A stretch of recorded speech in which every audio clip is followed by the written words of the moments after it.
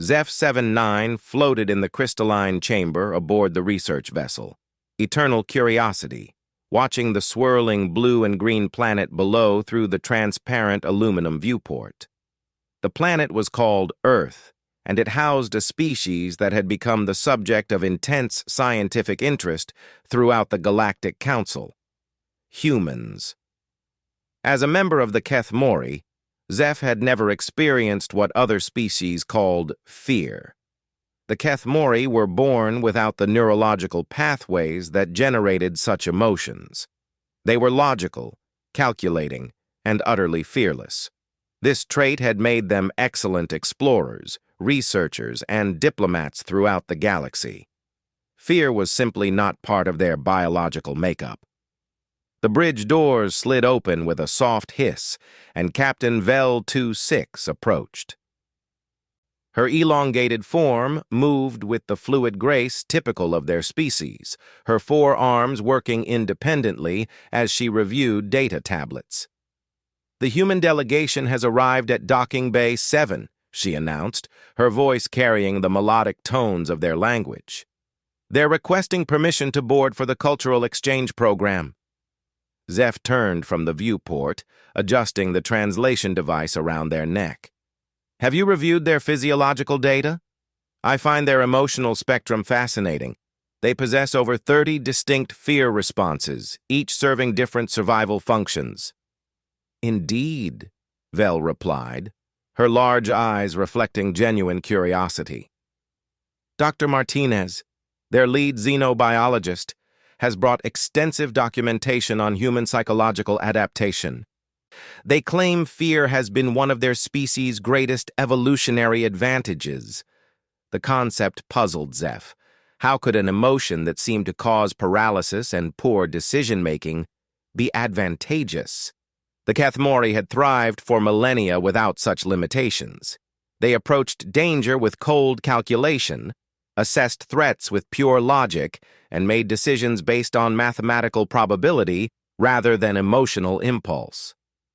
20 minutes later, Zeph stood in the main docking bay watching the human shuttle attached to their ship. The Eternal Curiosity was massive by human standards, stretching nearly 3 kilometers from bow to stern, its bioluminescent hull pulsing gently with the ship's life support systems.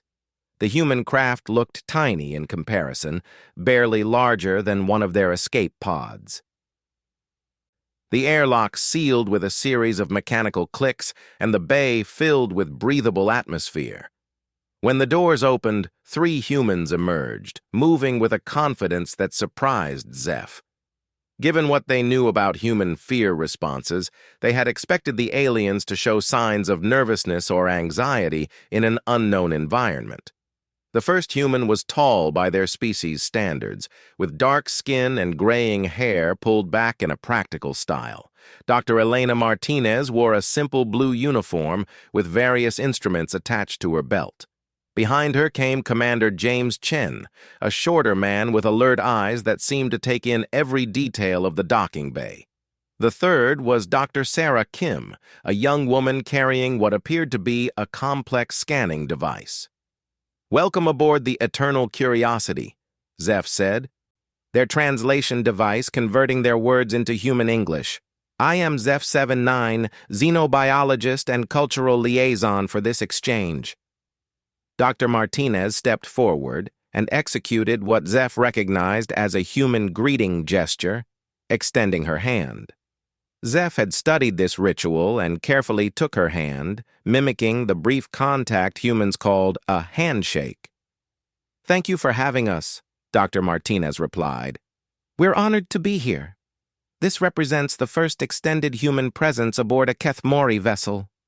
Commander Chen was looking around the docking bay with obvious interest. "Your ship is remarkable. The bioluminescent systems are unlike anything we've developed. How do you maintain structural integrity with organic components at this scale?" Captain Vel approached the group, her 4 arms moving in the traditional Keth Mori greeting pattern. "Welcome, humans. We look forward to learning about your species' unique psychological adaptations. Your reputation for resilience in the face of fear-inducing situations precedes you." Dr. Kim spoke up, her voice filled with enthusiasm. We're equally excited to learn about the Kethmori approach to threat assessment. Your species' lack of fear responses has allowed you to explore regions of space that remain too dangerous for us. As they walked through the ship's corridors toward the guest quarters, Zeph found themselves studying the humans carefully. They moved with purpose, but not rigidity. Their eyes constantly scanned their surroundings, but not with the paranoid alertness of a species under threat. There was something else in their behavior, something Zeph couldn't quite categorize.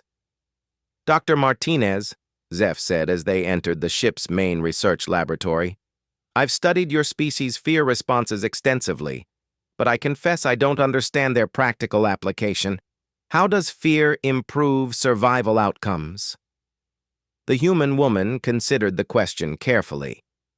Fear keeps us alive by making us cautious. It heightens our awareness, prepares our bodies for quick action, and helps us remember dangerous situations to avoid them in the future. But perhaps more importantly, fear teaches us to rely on each other. Explain, Captain Vell interjected, her 4 hands pausing in their data manipulation. Commander Chen stepped forward.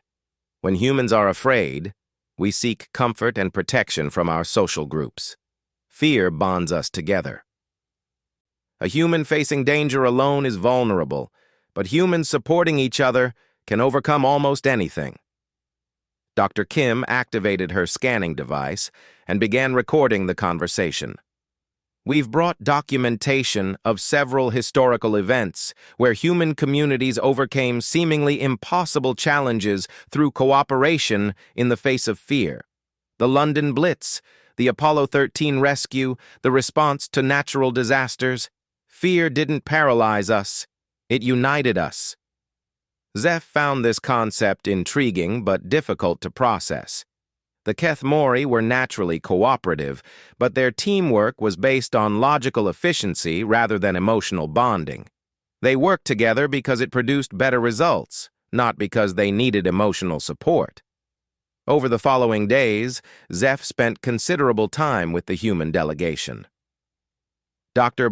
Martinez shared detailed neurological scans showing how human brains processed fear, while Dr. Kim demonstrated various human technologies designed to function under stress. Commander Chen told stories of human exploration, describing how fear of the unknown had initially held their species back, but ultimately drove them to greater achievements. The humans seemed genuinely interested in Kethmori fearlessness as well. They asked detailed questions about how Zeph's species made decisions without emotional input, how they assessed risk, and how they maintained social cohesion without fear-based bonding. Don't you ever feel uncertain? Dr. Martinez asked during one of their sessions in the observation lounge. Earth hung in the viewport behind her, a brilliant blue marble against the star field. Uncertainty is simply incomplete data, Zeph replied. We acknowledge what we don't know and proceed based on available information and probability calculations. But what about situations where no amount of calculation can predict the outcome? Dr. Kim asked. How do you handle genuine unknowns? Zeph considered this. We proceed methodically. We gather more data. We test hypotheses. If the situation is too unpredictable, we withdraw until we can better understand it. Commander Chen leaned forward. What if withdrawal isn't possible? What if you're forced to act without sufficient information? The question puzzled Zeph. Such scenarios were rare in their experience. Kethmori exploration and research were carefully planned to minimize such situations. They didn't venture into truly unknown circumstances without extensive preparation and backup plans. We would calculate the most logical course of action based on available data, Zeph answered, but something in the human's expression suggested this wasn't the answer they expected. And what if all the logical courses of action have low probability of success? Dr. Martinez pressed gently. Zeph found they couldn't readily answer this question. It represented a type of scenario their species rarely encountered, or perhaps rarely allowed themselves to encounter. The humans exchanged glances, and Dr. Kim spoke up. "Perhaps we could run a simulation? We've brought some scenarios from human history where fear played a crucial role in decision-making. It might be interesting to see how different approaches would work." Captain Vell approved the exercise, and they spent the next day in the ship's holographic simulation chamber. The humans recreated several historical scenarios where human communities had faced impossible odds. In each case, they demonstrated how fear had initially caused panic and confusion, but ultimately led to innovative solutions and unprecedented cooperation. Zeph participated in the simulations from the Keth Mori perspective, approaching each scenario with pure logical analysis. The results were illuminating. In several cases, the Keth Mori approach produced efficient solutions that minimized risk and maximized resource utilization. But in situations requiring rapid innovation or extraordinary effort, the human approach consistently produced better outcomes. "Fear doesn't just warn us about danger," Dr. Martinez explained after one particularly intense simulation. "It also tells us when something is important enough to fight for, even when logic says we should give up." That evening, Zeph found themselves back at the viewport, contemplating Earth below. The humans had returned to their quarters, but the conversations of the day continued to occupy Zeph's thoughts. They were beginning to understand that human fear wasn't simply a warning system, but a complex emotional framework that influenced every aspect of their species' behavior. The ship's intercom crackled to life, interrupting their contemplation.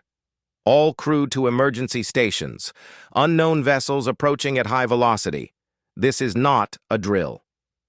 Zeph felt the familiar calm of Keth Mori emergency protocols settling over them. They moved swiftly toward the bridge, their mind already calculating probabilities and assessing response options. Around them, other crew members moved with the same calm efficiency, their faces showing no signs of distress or urgency beyond what logic demanded. As they reached the bridge, Captain Vell was already reviewing tactical displays. "3 vessels. Unknown configuration, refusing communication," she reported. "They're jamming our sensors and maintaining an aggressive approach vector." Zeph took their position at the science station, beginning detailed scans of the approaching ships. The vessels were unlike anything in the Galactic Council databases. Their hulls appeared to be composed of some kind of dark, energy-absorbing material that made detailed analysis difficult. "Estimated time to intercept?" Captain Vell asked. 47 minutes at current velocity," the navigation officer replied. "Probability of hostile intent? Based on approach pattern and communication jamming, 93%. Captain Vell nodded and began issuing orders. The crew responded with typical Keth Mori efficiency, each individual performing their assigned tasks with calm precision. There was no panic, no urgency beyond what logic dictated, no emotional response to the potential threat. Zeph realized they should inform the human delegation of the situation. They had a responsibility to their guests' safety, and humans might have valuable tactical insights given their reputation for innovative problem-solving under pressure. They found the 3 humans in the guest quarters, already aware that something was happening. The ship's subtle vibrations and changes in ambient lighting had alerted them to the emergency status. "Unknown ships approaching," Zeph explained concisely. "Hostile intent probable. We are taking appropriate defensive measures." The transformation in the humans was immediate and startling. Dr. Martinez's face became focused and alert, her body language shifting from relaxed to ready for action. Commander Chen's eyes sharpened, and he began asking rapid questions about ship capabilities and defensive systems. Dr. Kim started checking her equipment, her movements quick but controlled. "How long until they reach us?" Dr. Martinez asked. 43 minutes, Zeph replied. "What do your scans tell you about their capabilities?" "Unknown. Their hulls are absorbing our sensor beams." Commander Chen stood up, his bearing suddenly more military than scientific. "We need to get to the bridge. Human tactical experience might be valuable here." As they made their way through the ship's corridors, Zeph observed the humans carefully. They were displaying what their research had identified as fear responses: elevated heart rate, increased alertness, rapid breathing. But rather than causing paralysis or poor judgment, these responses seemed to be enhancing their capabilities. Dr. Kim was muttering calculations under her breath, working through what sounded like weapons yield estimates and shield configurations. Dr. Martinez was asking detailed questions about Keth Mori defensive systems and crew capabilities. Commander Chen was developing what appeared to be contingency plans for various engagement scenarios. When they reached the bridge, Captain Vell looked up from her displays with surprise. "Humans, this is unexpected. We appreciate your concern, but we have the situation under analysis." "With respect, Captain," Commander Chen said, "human experience with unknown hostile contacts might be useful. We faced first contact scenarios that turned violent before." Zeph watched as Captain Vell considered this. Keth Mori protocols were thorough and logical, but they were based on known threats and established procedures. These ships were genuinely unknown, and human tactical innovation might indeed be valuable. "Very well," Captain Vell decided. "What do you recommend?" Dr. Martinez moved to one of the auxiliary stations, her hands flying over the unfamiliar controls as she accessed sensor data. "These ships are designed for stealth and surprise. The energy-absorbing hulls suggest they're used to operating without being detected, but that also means they probably aren't expecting to face prepared opposition." Commander Chen studied the tactical display. "They're approaching in a formation that maximizes their stealth advantage, but leaves them vulnerable if their position is known. If you could somehow reveal their exact location and composition, standard defensive tactics would be very effective." Dr. Kim looked up from her equipment. "I might be able to help with that. Human sensor technology uses different principles than Keth Mori systems. Their hulls might be optimized against your scanning methods, but vulnerable to ours." Captain Vell gestured toward the science stations. "Proceed." As Dr. Kim began modifying the ship's sensors with her equipment, Zeph noticed something remarkable happening on the bridge. The calm, logical atmosphere that typically characterized Keth Mori operations was still present, but it was now mixed with something else. The humans' intensity and urgency were somehow spreading to the crew. Not fear, exactly. The Keth Mori couldn't experience that emotion, but the humans' heightened alertness and rapid-fire problem-solving seemed to be inspiring similar responses in the crew. Officers were working faster, thinking more creatively, pushing beyond standard procedures to find new solutions. "Got them," Dr. Kim announced. Her modified sensors had penetrated the unknown ship's stealth systems, revealing detailed structural scans.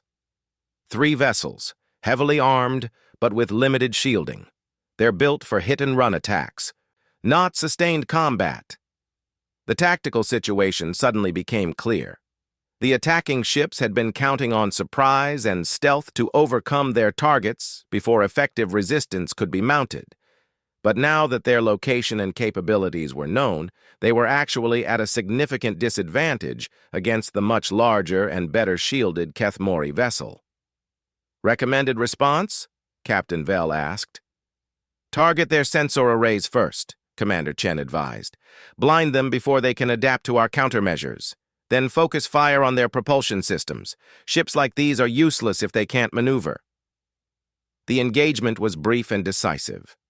The Eternal Curiosity's weapon systems, guided by the humans' tactical insights and Dr. Kim's sensor modifications, disabled all 3 attacking vessels within minutes. The unknown ships, stripped of their stealth advantage and unable to maneuver effectively, were forced to surrender.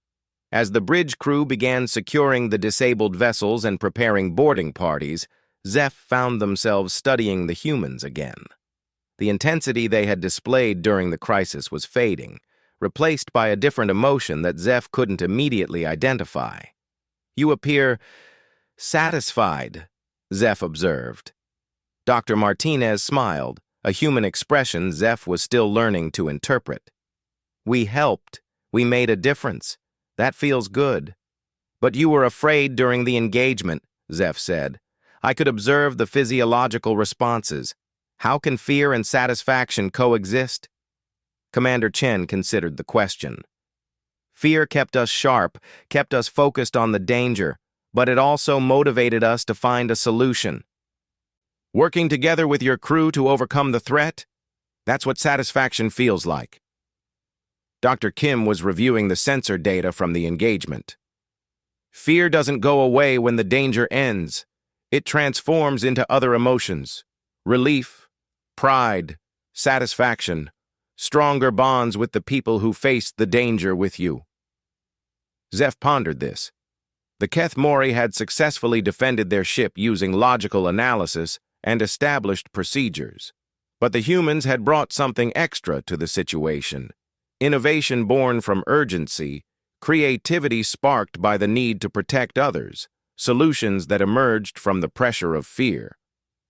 "Captain," Dr. Martinez said, approaching Captain Vell, "we'd like to request permission to remain aboard for the rest of our scheduled exchange.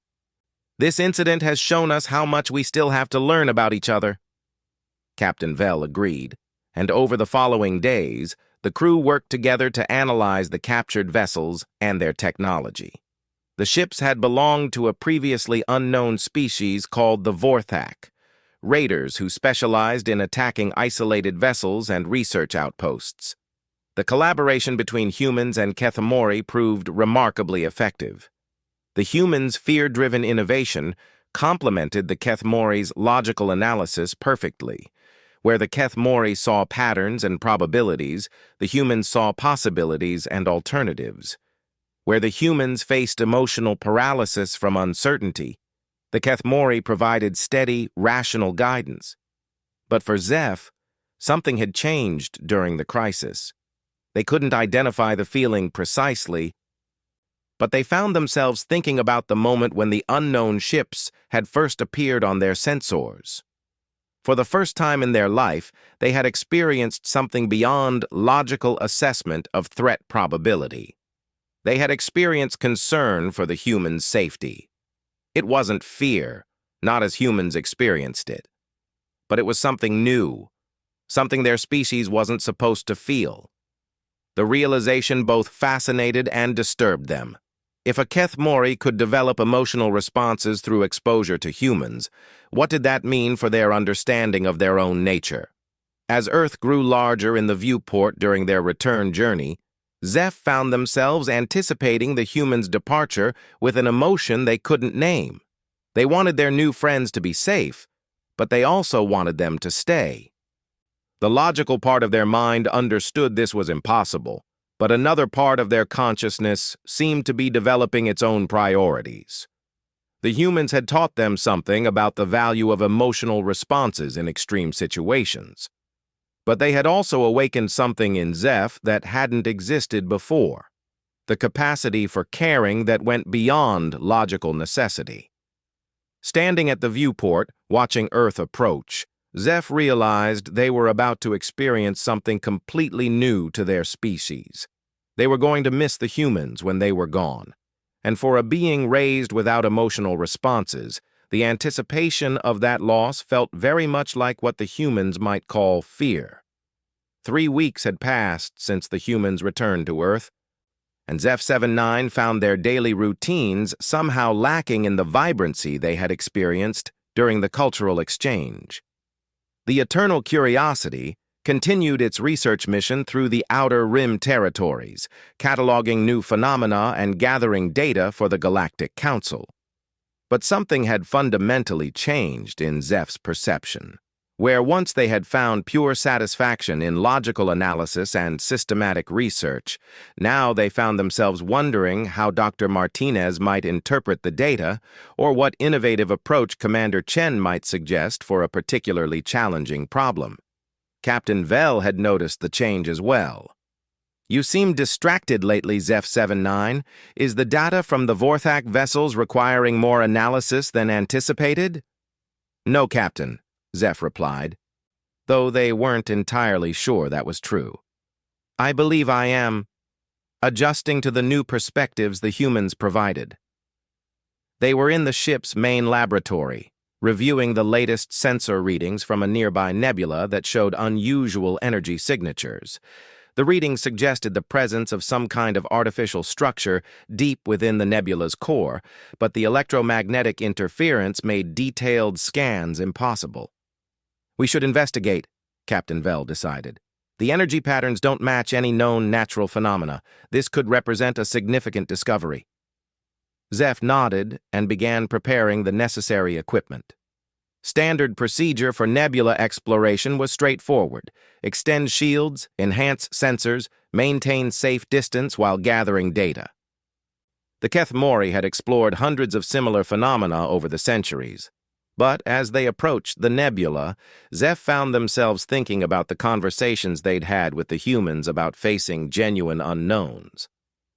The humans had asked what the Keth Mori would do when forced to act without sufficient information, and Zeph hadn't been able to provide a satisfactory answer. The nebula was vast, stretching across several light years and composed of ionized gases that created spectacular aurora effects across its surface. The Eternal Curiosity approached cautiously, sensors working at maximum sensitivity to penetrate the electromagnetic interference. "Picking up the structure," Science Officer Dex-42 announced from the sensor station.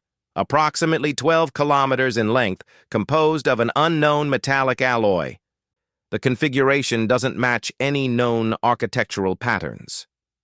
"Life signs?" Captain Vell asked. "Unable to determine through the interference, but the energy readings suggest active systems."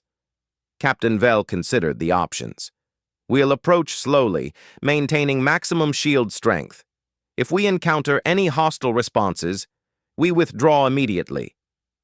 As they moved deeper into the nebula, the electromagnetic interference grew stronger.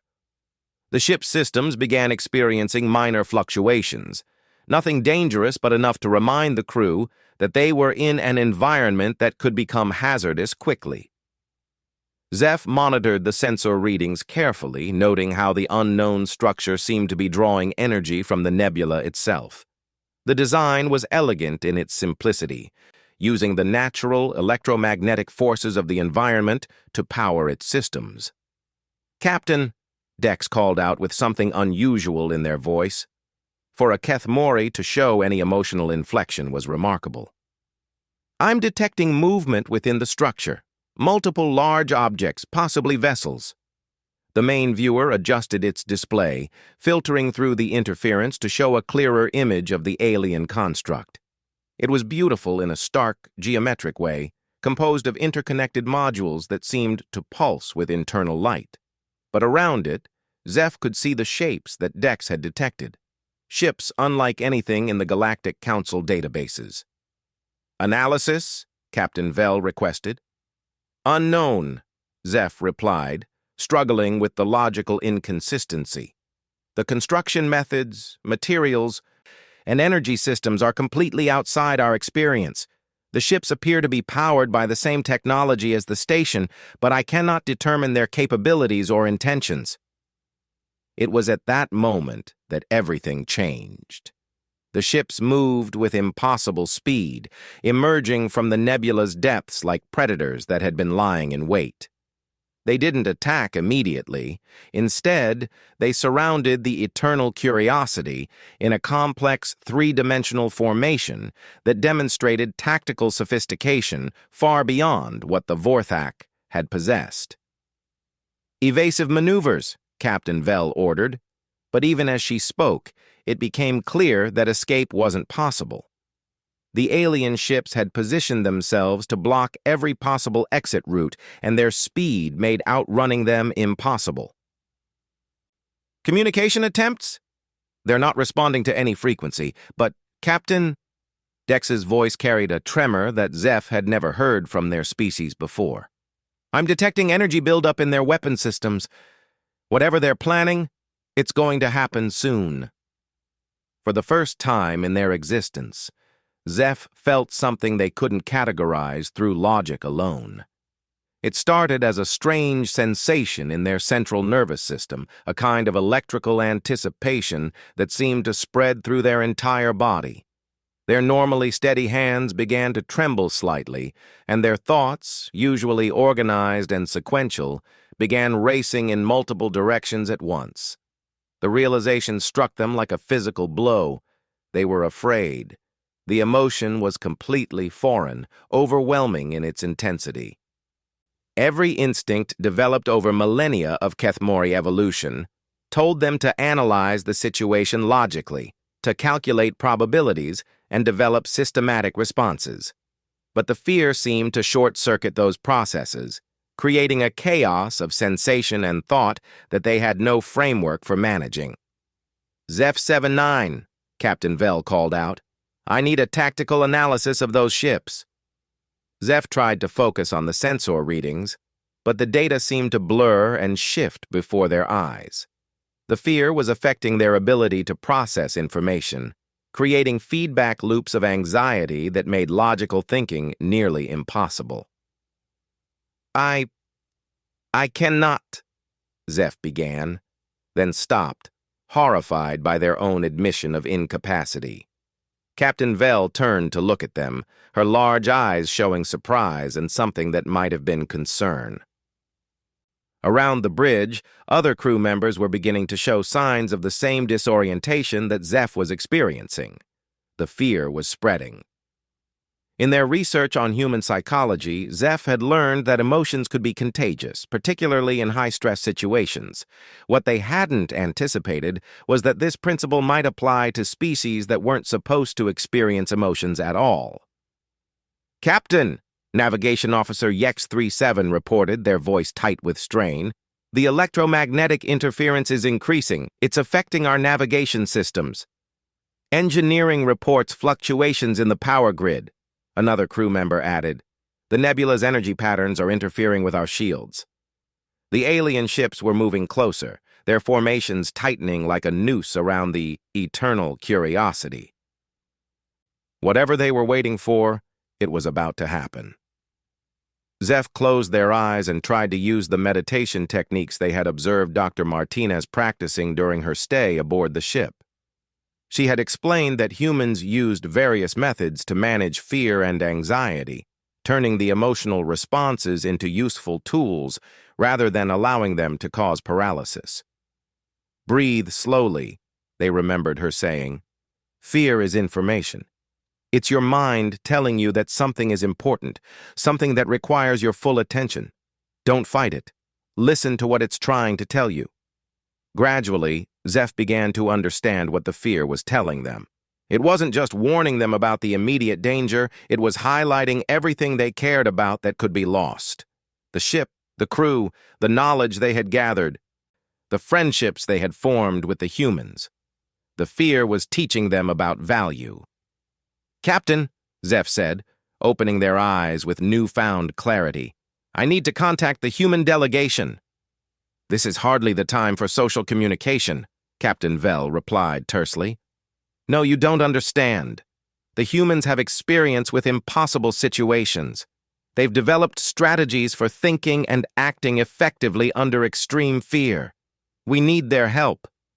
Captain Vell hesitated for a moment, but the evidence was clear. The standard Kethmori protocols were failing under these circumstances. The crew was beginning to panic, something that wasn't supposed to be possible for their species. "Open a channel to Earth." The communication took precious minutes to establish through the nebula's interference. When Dr. Martinez's face finally appeared on the screen, her expression immediately shifted from surprise to intense focus as she took in the situation. "Zeph, what's happening? You look..." "Afraid," Zeph completed. "We are experiencing fear for the first time, and it is affecting our ability to function. We need your guidance." Dr. Martinez's training in xenopsychology took over immediately. "How many crew members are affected?" "All of us, to varying degrees. The emotion appears to be spreading through our empathic connections. Okay, listen carefully. Fear can be your ally if you know how to work with it. First, acknowledge what you're feeling. Don't try to suppress it or analyze it away. It's real, and it's giving you important information. Commander Chen's voice came through the communication channel. What's your tactical situation? Captain Vell quickly summarized their circumstances while Zeph focused on Dr. Martinez's advice. Acknowledging the fear instead of fighting it was counter to everything in their training, but as they stopped trying to suppress the emotion, they found they could think more clearly around it. The fear is telling us that this situation matters, Zeph realized aloud. It's highlighting everything we value that could be lost. Exactly, Dr. Martinez said. Now use that information. What do you value most in this situation? The crew's safety? The ship's survival? The knowledge we've gathered? Zeph paused. Our friendship with humanity. Dr. Kim's voice joined the conversation. Zeph, you mentioned the ships are using the nebula's energy. Could you use the same principle? Instead of fighting the environment, could you work with it? Zeph's mind began racing, but this time with purpose rather than panic. The fear was still present, but it was now focused, driving them toward solutions rather than paralysis. The nebula's electromagnetic patterns, they said, moving to the science station. We've been treating them as interference, but they could be used as a weapon. Explain, Captain Vell requested. The alien ships are adapted to this environment, but that also means they're dependent on it. If we could disrupt the nebula's energy patterns in their immediate vicinity, Commander Chen's voice was excited. You could create a localized electromagnetic pulse, overload their systems. But it would require us to move closer to the alien station, Captain Vell pointed out. That increases our risks significantly. Zeph felt the fear spike again at the thought of moving deeper into danger, but Dr. Martinez's voice came through the communication channel with calm authority. Zeph, remember what we learned during the Vorthak encounter. Fear can motivate innovation and cooperation. Trust your crew, trust your instincts, and trust the bonds you've built. Looking around the bridge, Zeph could see that the other crew members were listening to the human voices with the same intensity they were. The fear was still affecting everyone, but the humans' guidance was giving them a framework for channeling it productively. Captain, Zeph said with new determination, I believe this approach will work, but we'll need the entire crew working together, using the fear to enhance our performance rather than hinder it. Captain Vell considered for a moment, then nodded. All stations, prepare for close approach to the alien structure. We're going to attempt an electromagnetic disruption. As the eternal curiosity began moving toward the heart of the nebula, Zeph remained in communication with the humans, drawing on their expertise in fear management and tactical innovation. Dr. Martinez coached the crew through breathing techniques and focus exercises, while Commander Chen helped analyze the tactical situation. The key is to embrace the intensity, Dr. Martinez explained. Fear heightens your awareness and speeds up your reactions. Use that advantage. The alien ships responded to their movement by tightening their formation even further. Energy readings spiked as unknown weapon systems powered up. The fear on the bridge intensified, but now it felt different to Zeph. Instead of chaos, it created a kind of hyper-awareness where every detail seemed crystal clear. Energy patterns are stabilizing, Dex reported, their voice steady despite the obvious fear responses affecting their physiology.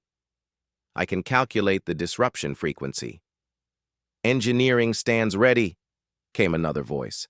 Power transfer to deflector array at 97%. Zeph worked frantically at their station, using the fear-enhanced awareness to process data faster than they had ever managed before. The electromagnetic patterns of the nebula were incredibly complex, but the urgent need to protect the crew was driving their mind to new levels of performance. Frequency calculated, they announced. Initiating disruption pulse in 3, 2, 1. The effect was immediate and spectacular. The carefully controlled electromagnetic fields that powered the alien ships wavered and collapsed. The vessels, suddenly deprived of their energy source, began drifting helplessly in the nebula's currents.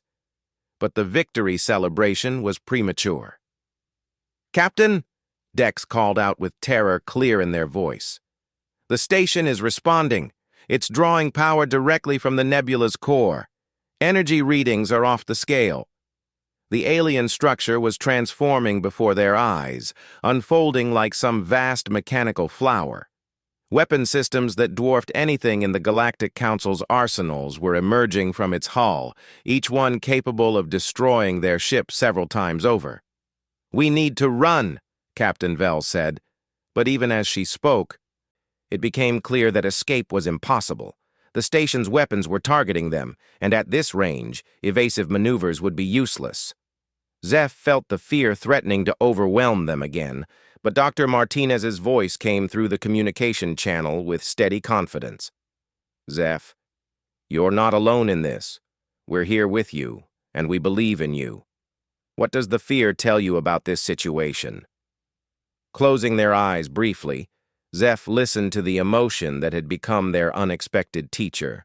The fear wasn't just about the immediate danger, it was about the loss of everything they had come to value, but it was also about something else, the responsibility to protect others. The station is alive, they realized suddenly.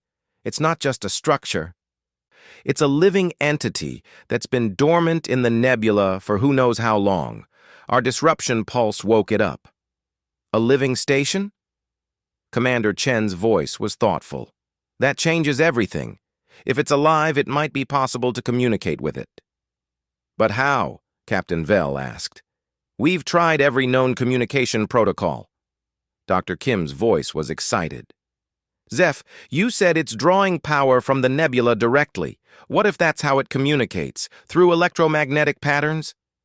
Zeph's fear-enhanced awareness suddenly saw the solution. The disruption pulse we used wasn't just an attack, it was a language. We've been shouting at it in electromagnetic frequencies. "Then talk to it," Dr. Martinez said simply. "Use the fear to find the right words." With the alien station's weapons charging and only seconds remaining, Zeph began modulating the ship's deflector array to create complex electromagnetic patterns. Not the crude disruption they had used before, but something more subtle, more nuanced. The fear was helping them understand what to communicate. Not aggression or dominance, but recognition, respect, and the desire for peaceful contact. The station's weapons paused in their charging cycle. Zeph continued the electromagnetic conversation, drawing on everything they had learned about human communication techniques. Where Kethmori communication was precise and logical, they tried to add emotional context, using frequency modulations to convey feelings as well as information. They told the station about the eternal curiosity and its peaceful mission. They explained about the Galactic Council and the diversity of species working together for knowledge and understanding. They spoke about the humans and what they had learned about cooperation in the face of fear. And most importantly, they apologized for the accidental intrusion and asked for the chance to leave peacefully. The station's response came in a flood of electromagnetic data that nearly overwhelmed their receivers. But within the complex patterns, Zeph could detect something that might have been surprise, curiosity, and perhaps even amusement. The weapons powered down. The station began transmitting what appeared to be star charts and scientific data, sharing information about the nebula and the surrounding regions. It was offering knowledge in exchange for the knowledge they had inadvertently shared about the wider galaxy. "It's been alone here for millennia," Zeph realized, translating the electromagnetic communication for the bridge crew. "It thought it was the only intelligent life left in the universe. Our arrival has shown it that the galaxy is full of diverse species working together." Over the next several hours, the eternal curiosity, engaged in one of the most remarkable first contact scenarios in galactic history. The station entity, which called itself something that translated roughly to Lonely Watcher, had been guardian of the nebula for over 10,000 years, protecting a vast library of knowledge from a civilization that had died out long ago. Throughout the entire exchange, Zeph remained in contact with the human delegation on Earth. Dr. Martinez continued to guide them through the emotional experience, helping them understand how fear was enhancing rather than hindering their abilities.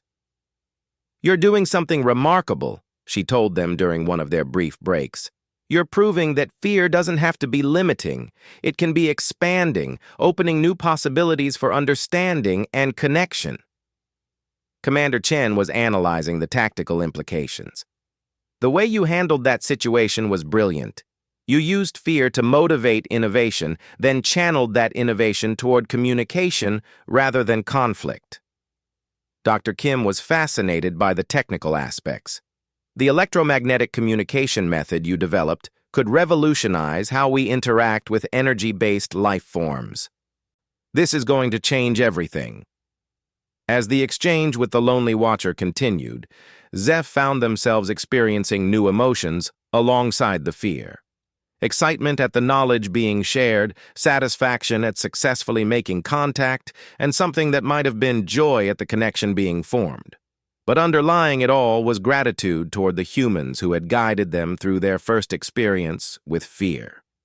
Without their help, the situation could have ended in disaster. Instead, it had become a moment of triumph and discovery. "The Lonely Watcher wants to share its knowledge with the Galactic Council," Zeph reported to Captain Vell. "It's willing to open its archives to other species, but it wants to establish formal diplomatic relations first." "And the ships that surrounded us? Guardian drones, operating on ancient programming. The Watcher has updated their protocols. They'll no longer treat unknown vessels as threats." Captain Vell nodded slowly, still processing the magnitude of what had occurred. "Zeph 7-9, your performance during this crisis was unexpected. The emotion you experienced didn't impair your judgment. It enhanced it. Yes, Captain. The humans taught me that fear can be a teacher as well as a warning. It showed me what I valued and motivated me to protect it." Dr. Martinez's voice came through the communication channel one final time before they lost contact due to distance. "Zeph, we're proud of you. You faced something completely new and found a way to turn it into strength. That's what courage really means. Not the absence of fear, but the willingness to act wisely in spite of it." As the Eternal Curiosity began its journey back to Galactic Council space with the Lonely Watcher's diplomatic mission, Zeph reflected on how much they had changed in such a short time. They had experienced fear for the first time, but more than that, they had learned how to use it as a tool for understanding and connection. The fear had taught them about value, about what was truly important. It had motivated them to push beyond their normal limitations and find innovative solutions. Most importantly, it had shown them the power of working together with others who understood how to face the unknown with courage and wisdom. Standing at the viewport watching the stars, Zeph realized they were no longer the same being who had first met the human delegation.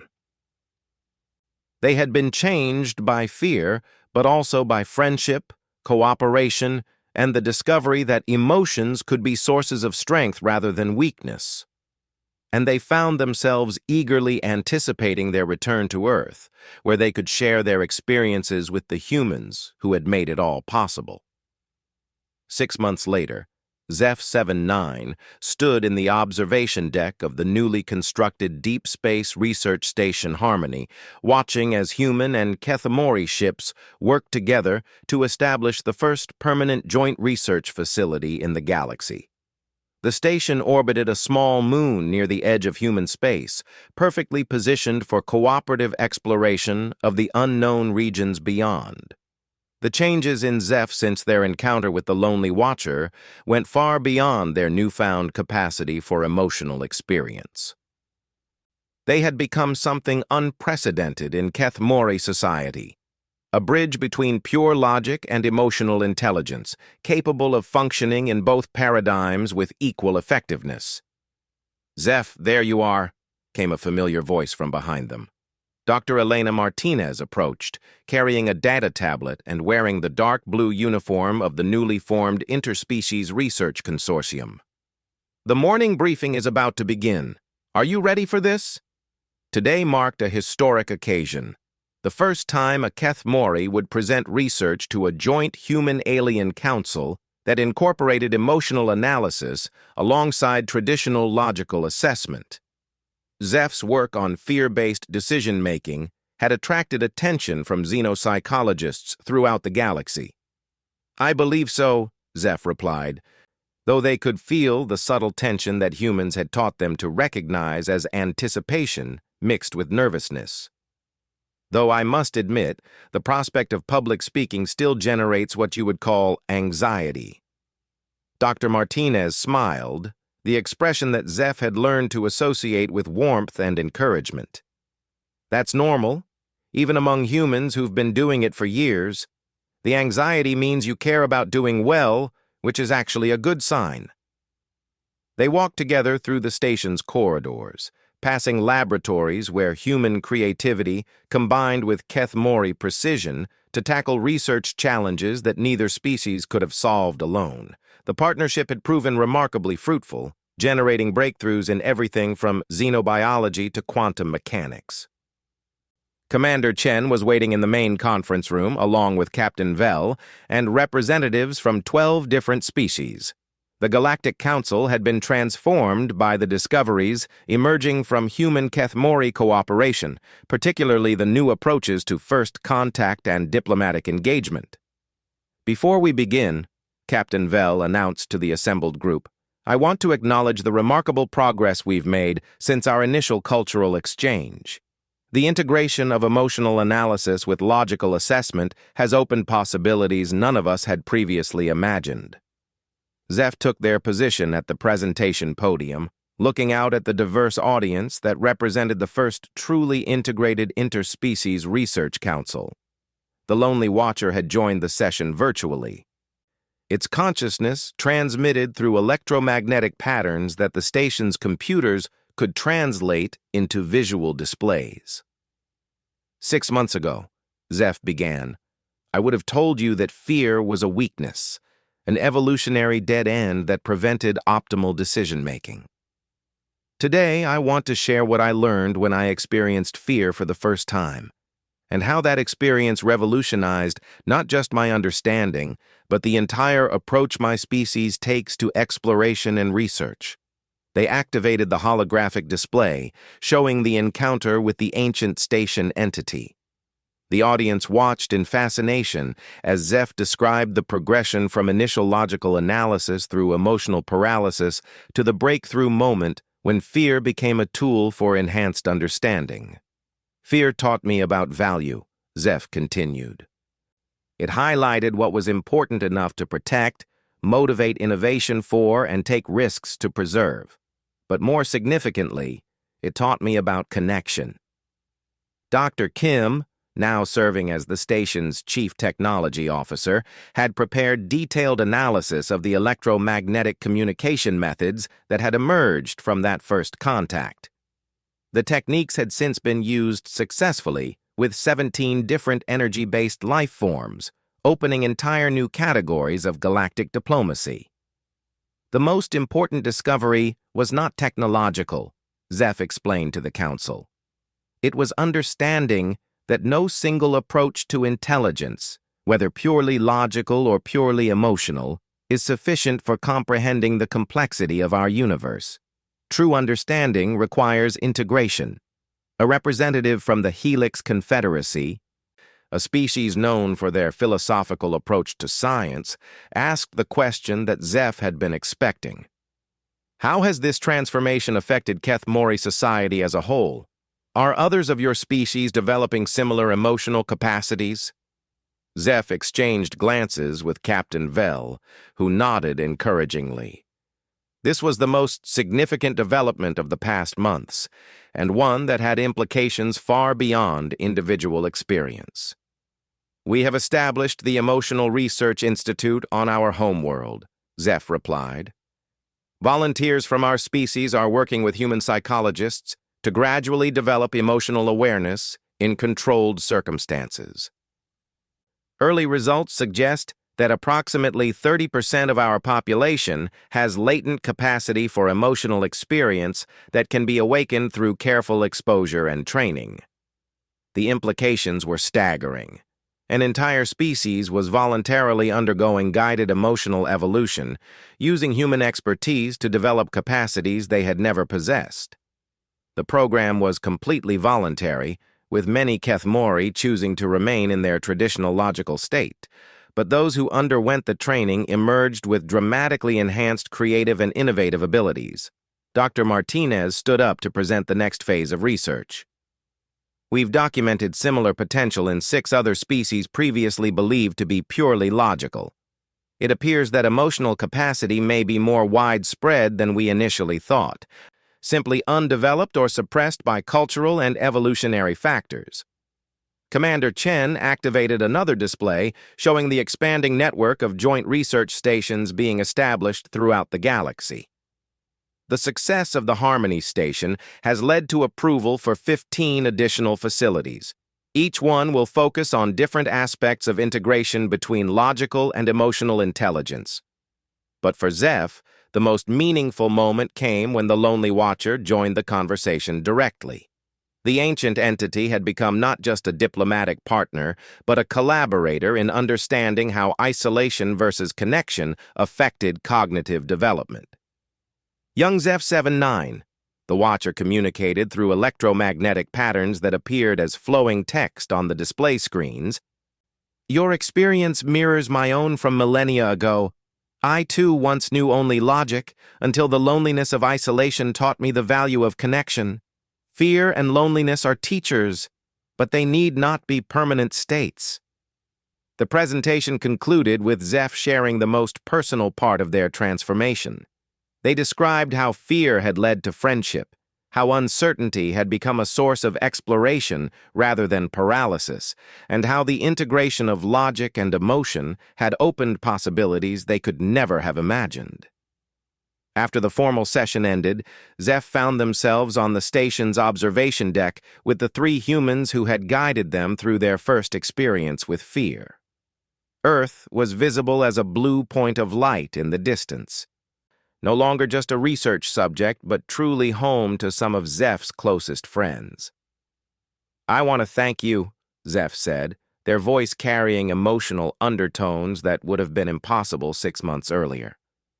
"You didn't just teach me about fear, you taught me about courage, friendship, and the strength that comes from facing challenges together."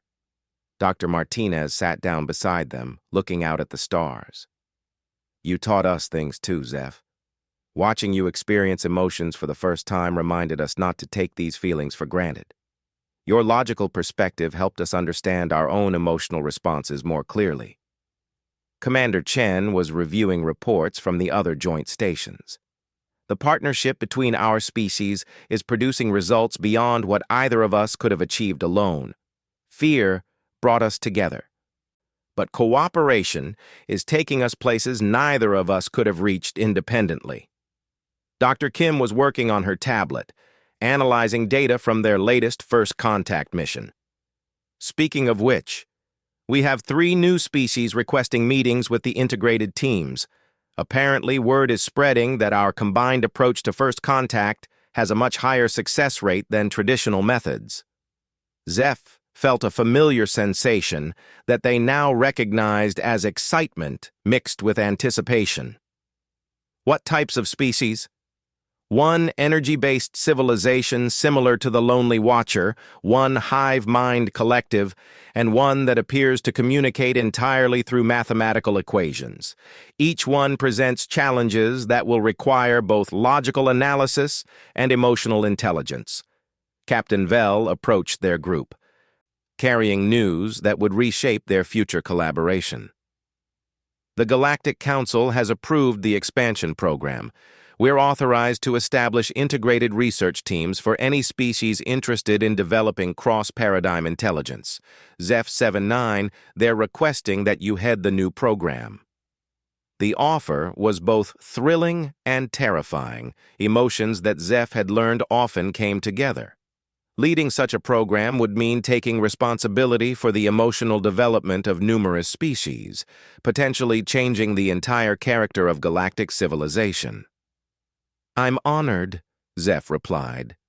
"But I would want the human team to be equal partners in leadership. This work requires perspectives that none of us can provide alone." "Of course," Captain Vell agreed. "The Council specifically requested that Dr. Martinez serve as co-director." Over the following weeks, they established the Integrated Intelligence Institute, with stations throughout the galaxy where species could safely explore the integration of logical and emotional paradigms. The program attracted volunteers from dozens of civilizations, each bringing their own unique approaches to consciousness and decision-making. Zeph found themselves working more closely with humanity than ever before. They spent months on Earth studying human educational methods and psychological development. They learned about human history, particularly the ways that fear and courage had shaped their civilization's greatest achievements.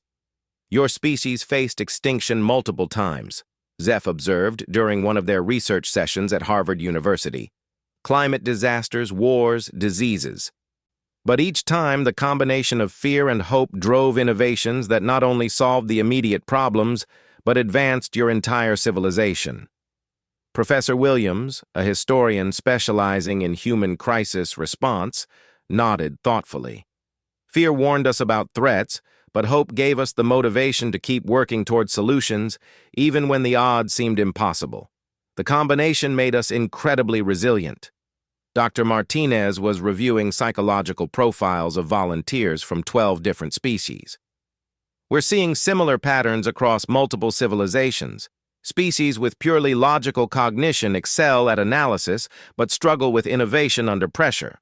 Species with purely emotional cognition are highly creative but have difficulty with systematic problem solving. The integrated approach combines the strengths of both." But the most significant breakthrough came when they encountered a species that had developed emotional and logical intelligence in isolation from each other. The Karathi possessed individuals who were either purely logical or purely emotional, with no integration between the two paradigms.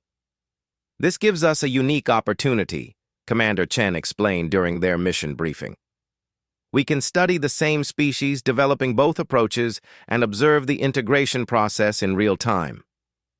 The Karathi homeworld was a study in contrast. Logical individuals had created efficient, orderly cities with perfectly planned infrastructure. Emotional individuals had developed artistic communities filled with creativity and passion, but the two groups barely interacted, seeing each other as fundamentally incomprehensible. Zeph served as the primary ambassador, their own experience bridging logical and emotional paradigms, making them uniquely qualified to communicate with both groups. The fear they felt upon first meeting such a divided civilization was tempered by excitement at the possibility of helping them discover integration. "You are impossible," declared Karathi Logic Prime, the leader of the logical community. "Our scans show you possess both paradigms simultaneously. This should not be functionally possible." "You are wonderful," exclaimed Karathi Heart Dancer from the emotional community. "Your thoughts sing with both reason and feeling. How do you contain such complexity?" Working with both communities simultaneously, Zeph and the human team developed a careful integration program.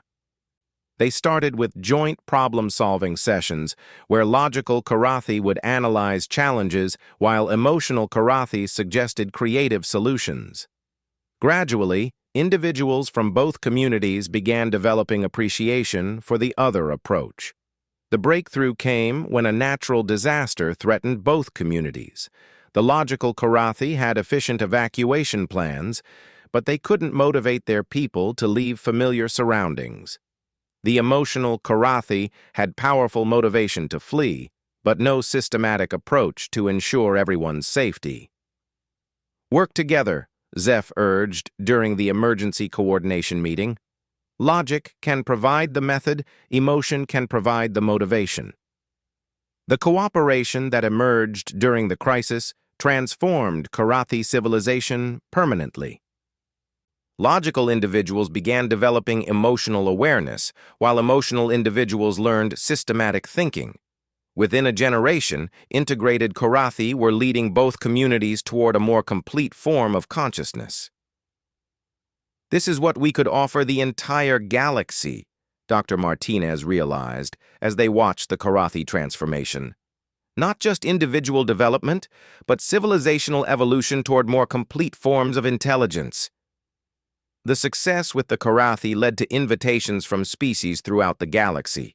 The Integrated Intelligence Institute grew from a single research station to a galaxy-spanning network of facilities where civilizations could explore new forms of consciousness safely and voluntarily. Zeph found themselves traveling constantly, working with species that defied every previous category of intelligence. There were collective consciousnesses learning about individual experience, energy beings developing physical sensation analogs, and mathematical minds discovering artistic expression. But no matter how far they traveled or how exotic the species they encountered, Zeph always returned to Earth and the humans who had first taught them about fear and courage. The friendship that had begun during a simple cultural exchange had grown into something that shaped the development of galactic civilization. 5 years ago, Zeph reflected during one of their visits to Earth, I thought emotion was weakness. Now I understand it's a form of intelligence as valid and necessary as logic. But more than that, I've learned that true intelligence comes from integration, from being willing to expand beyond what you think you are. Dr. Martinez, now in her 60s but still actively involved in interspecies psychology, smiled at their friend. You've changed the galaxy, Zeph, but more importantly, you've shown everyone that change is possible, that we don't have to be limited by what we think is our nature. Standing in Central Park, watching human children play while Kethamori youngsters learning emotional development observed with fascination, Zeph contemplated how much had changed. The fear that had once seemed like a devastating weakness had become the foundation for the greatest expansion of consciousness in galactic history. The children don't see species differences, Commander Chen observed, watching a group that included young humans, Kethamori, Karathi, and 3 other species working together on some kind of art project. They're growing up integrated from the beginning. Dr. Kim, now Director of Technological Development for the Institute, was analyzing data from their latest sensor upgrades. The new generation is showing capabilities beyond what any of our species possessed individually: enhanced creativity, improved logical analysis, better problem-solving under pressure, and remarkably sophisticated emotional intelligence. That evening, as they sat in Dr. Martinez's home sharing dinner and conversation, Zeph reflected on the journey that had brought them to this point. The fear they had experienced during that first encounter with the unknown had opened doorways to possibilities none of them had imagined. I want to tell you something, Zeph said as they prepared to return to the Institute's headquarters. That first moment when I realized I was afraid, when everything I thought I knew about myself changed, it was terrifying. But it was also the most important moment of my existence. Why? Dr. Martinez asked. Because it taught me that growth requires courage, not the absence of fear, but the willingness to face fear and discover what lies beyond it. You humans taught me that fear isn't the enemy of courage. It's the teacher that shows us when courage is needed. Dr. Kim looked up from her tablet. We have a new request from the Galactic Council. There's been contact with an extragalactic civilization that appears to operate on entirely different principles of consciousness. They're requesting an integrated team to establish communication.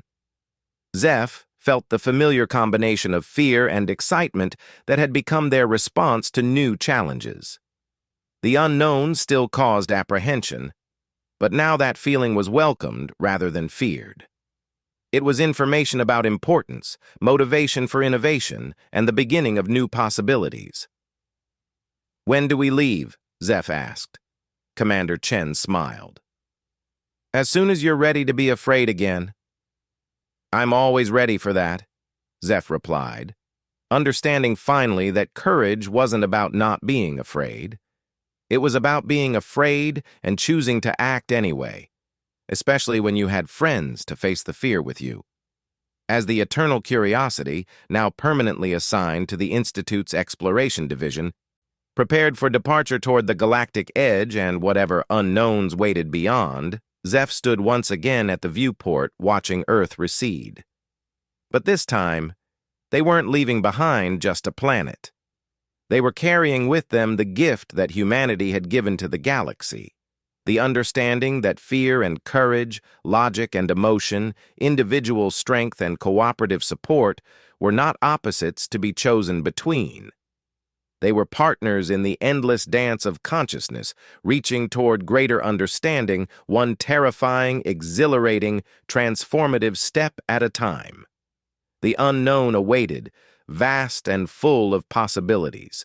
And for the first time in galactic history, entire civilizations were ready to face it together, with fear as their teacher and courage as their companion, guided by the simple human truth that no one has to be afraid alone.